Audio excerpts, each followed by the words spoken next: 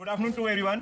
Good afternoon sir. तो आज हम प्रिज्म के पदार्थ का अपवर्तनांक आई डेल ग्राफ की सहायता से ज्ञात करने वाला प्रैक्टिकल यहाँ पर कर रहे हैं। तो सबसे पहले हम बेटा ये सेटअप के बारे में थोड़ा सा जान लेते हैं और चीज़ें क्या क्या हम यूज़ करेंगे इसमें, आवश्यक उपकरण के बारे में जान लेते हैं। तो ये एक डिवाइस आपको दिख रही होगी, जो इस डिवाइस को हम बोलते हैं प्रिज्म। क्या बोलते हैं? प्रिज्म। अब प्रिज्म क्या है अगर हम बात करें तो ये हमारे पास जो प्रिज्म है ये एपरेटस मतलब प्रैक्टिकल परफॉर्म करने के लिए है, जिसमें 2 ट्रायंगल्स होते हैं। तो ये एक ट्रायंगल ये है, एक ट्रायंगल ये है, मतलब 2 त्रिभुज होते हैं और 3 इसमें क्या होता है चतुर्भुज, और चतुर्भुज में कौन से आयत होते हैं। तो एक आयत, 2 आयत और तीसरा आयत, और ये 2 त्रिभुज है। तो ये चीज़ समझ में आ गया डिवाइस का। अब हम क्या करते हैं, अब हम ये जो ड्राइंग बोर्ड रखा हुआ है, देखिए यहाँ पर एक ड्राइंग बोर्ड रखा हुआ है। इस ड्राइंग बोर्ड पर मैंने क्या किया, ड्राइंग शीट को प्रॉपर तरीके से बिछा लिया है। उसके बाद में जो थंब पिन्स, मेरे पास कुछ थंब पिन्स रखी हुई थी, उन थंब पिन्स की हेल्प से उनके कॉर्नर पे मैंने इसको ड्राइंग शीट को ड्राइंग बोर्ड पर क्या बिछाया है, ड्राइंग शीट, इसको प्रॉपर तरीके से कवर कर लिया ताकि ये शीट इधर उधर शिफ्ट ना हो। इसके बाद में मैंने क्या किया, ये प्रिज्म जो है, प्रिज्म को मैंने ऐसा रखा, आप इसको पास में लाइएगा, दिखा सकते हैं। देखिए मैंने इस त्रिभुजाकार शेप को रखा और यूजिंग पेंसिल की हेल्प से मैंने इसकी बाउंड्री बना दी। तो जब मैं इसकी बाउंड्री बनाता हूं तो ये मुझे एक त्रिभुजाकार बाउंड्री मिल जाती है। मिल गया बेटा? समझ में आ गया होगा यहाँ तक। अब इसमें मैंने ये त्रिभुज बन रहा है तो मुझे ये समबाहु त्रिभुज दिखाई दे रहा है, आपको भी आई थिंक ये समबाहु त्रिभुज दिखाई दे रहा होगा। इसमें मैंने इनका नाम लिख दिया है ABC, जिसमें मेरा ए वाला जो पार्ट है इसको मैं प्रिज्म कोण बोलूंगा। क्या बोलूंगा इसको बेटा? प्रिज्म कोण। अब मैंने क्या किया, जो इनका नाम दिया है तो ए बी साइड में मैंने एक अभिलंब खींच लिया, जिससे अभिलंब का नाम है N1। उस अभिलंब का नाम क्या बोल दिया मैंने? N1। ठीक है। उसके बाद में मैं ये चांदा आप जानते हैं सभी, प्रोटेक्टर जिसको हम बोलते हैं, इसकी सहायता से हम क्या करेंगे, आपतन कोण लेंगे। क्या लेंगे? आपतन कोण। और ये जैसे मैं एक बार बता रहा हूँ, ऐसे ही हम कितने इसके कम से कम 6 से 7 रीडिंग निकाल सकते हैं, तभी हमें एक अच्छा ग्राफ मिलेगा।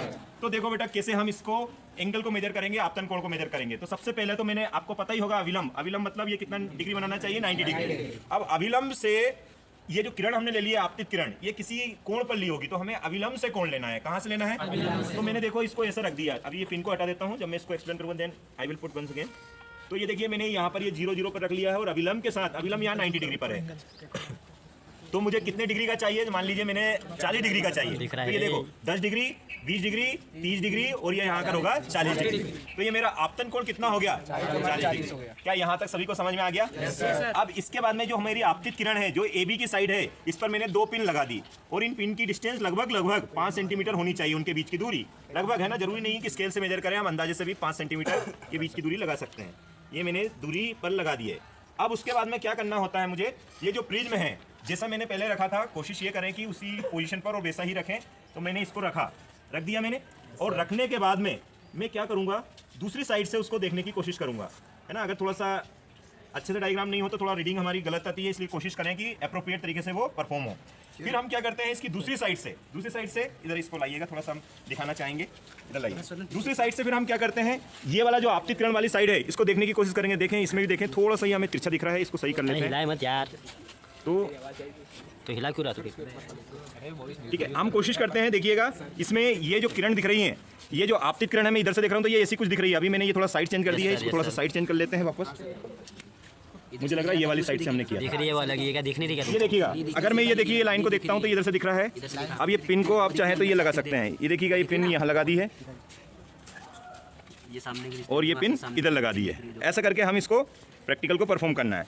ट्राई ये करें कि ये वाली पिन का टॉप, ये वाली पिन का टॉप और उधर वाली जो पिन्स हैं, सबका टॉप एक जैसे से मिले। अगर थोड़ा सा इधर उधर हो रहा है तो आप लाइन से देखकर उसको अच्छे से करें। ठीक है, यहाँ तक समझ में आ गया? अब इसके बाद में इन सबको देखिए, ये इधर से ऊपर से देखने पर, ऊपर से दिखाइए इसको, ऊपर से देखने पर ये इधर दिख रहा है और ये इधर दिख रहा है। लेकिन जब हमने दूसरी साइड से देखा था तो चारों के चारों पिनें कैसी दिख रही थी, एक ही लाइन में दिख रही थी। दिखा था, आपने भी देखा होगा। तो ये हमें एक ही लाइन में दिख रहा है। अब हमें क्या चाहिए, हमें कोण चाहिए। क्या चाहिए? कोण। अब इसमें देखिए दो, अगर हम टेबल बनाते हैं तो एक चाहिए मुझे आपतन कोण, जो कि मैं ऑलरेडी 40 डिग्री ले चुका हूँ। कितना ले चुका हूँ? 40 डिग्री। ये आपतन कोण को दिखाइए, ये 40 डिग्री ये आपतन कोण ये बन रहा है। अब मुझे चाहिए विचलन कोण। क्या चाहिए? तो विचलन कोण का देखने के लिए पहले तो मुझे क्या करना पड़ेगा, यहाँ पर देखिए एक अभिलंब भी और खींचना पड़ेगा। तो फिर से मैं 90 डिग्री, चाहे तो ऐसा भी बना सकते हैं, लेकिन आपको पता है 90 डिग्री बनता ही है, तो 90 डिग्री पर ही अभिलंब होता है। तो ये देखिए मैंने ये अभिलंब यहाँ पर क्या कर लिया, खींच लिया। ठीक है। Yes sir. उसके बाद मुझे क्या करना पड़ेगा, ये किरण कौन सी थी, आपतित किरण, तो आपतित किरण को आगे बढ़ाया, आपतित किरण को आगे बढ़ाया। देखिए मैंने ये आपतित किरण को आगे बढ़ा देता हूँ और आगे बढ़ाने के लिए मैं डॉटेड लाइन का यूज करूंगा। ये देखिए डॉटेड लाइन दिखाइएगा, यहाँ पर दिखाइए, डॉटेड लाइन आगे बढ़ाई। और ये जो आखिरी वाली जो किरण है इनको हम क्या बोलते हैं, निर्गत किरण। कौन सी किरण बोलते हैं, तो आपतित किरण को मैंने किधर बढ़ाया, निर्गत किरण की ओर। हाँ ये निर्गत किरण इधर थी और ये आपतित किरण आगे की तरफ बढ़ाई थी। अब ये निर्गत किरण को अगर मैं पीछे बढ़ाऊं, देखिएगा पीछे बढ़ा रहा हूं, अब इसको ध्यान से देखिएगा, इधर दिखाइएगा। तो ये निर्गत किरण को मैंने पीछे बढ़ाया और आपतित किरण के साथ में इसने क्या बना लिया, एक कोण बना लिया। क्या बना लिया, और ये जो कोण यहाँ पर मिला, ये जो कोण मिला, ये देखिए आपतित किरण बड़ी हुई, आपतित किरण, और ये हुई कौन सी, निर्गत किरण बड़ी हुई। ये पीछे साइड में बड़ी हुई है और ये आगे साइड में। तो यहाँ पर जो कोण बना इसको बोलते हैं विचलन कोण। क्या बोलेंगे इसको, अब मुझे चाहिए इस कोण का मान। क्या चाहिए, इस विचलन कोण का मान चाहिए। तो इसके लिए मैं क्या करता हूं, फिर से प्रोटेक्टर की या चांदे की हेल्प से ये कोण को मेजर करूंगा। देखिएगा अब यहाँ पे मैं इसको 0 पर रख देता हूँ। कहाँ पर रखता हूँ बेटा, 0 पर। ये देखिए ये देखिएगा, ये 0 पे मैंने इसको रख दिया है और अब मैं इसको यहाँ से मेजर करूंगा। देखिए 0 डिग्री हो गया और मुझे ये कहाँ पर आ रहा है, तो ये मुझे लगभग 35 डिग्री पर आ रहा है, 35 पर।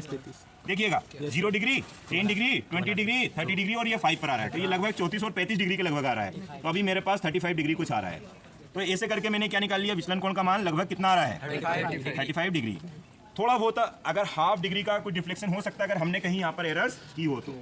अदरवाइज प्रैक्टिकल कैसे परफॉर्म करते हैं अब वो तरीका मैंने आपको समझा दिया है। अगर अब हम दूसरी रीडिंग निकालेंगे तो क्या करना पड़ेगा, यही मेथड का, यही प्रोसेस का हम यूज़ करेंगे, कॉन्सेप्ट को यूज़ करेंगे और दूसरे एंगल पर निकाल लेंगे। आई होप कॉन्सेप्ट प्रैक्टिकल कैसे परफॉर्म करते हैं ये चीज़ समझ में आई होगी। Okay, thank you.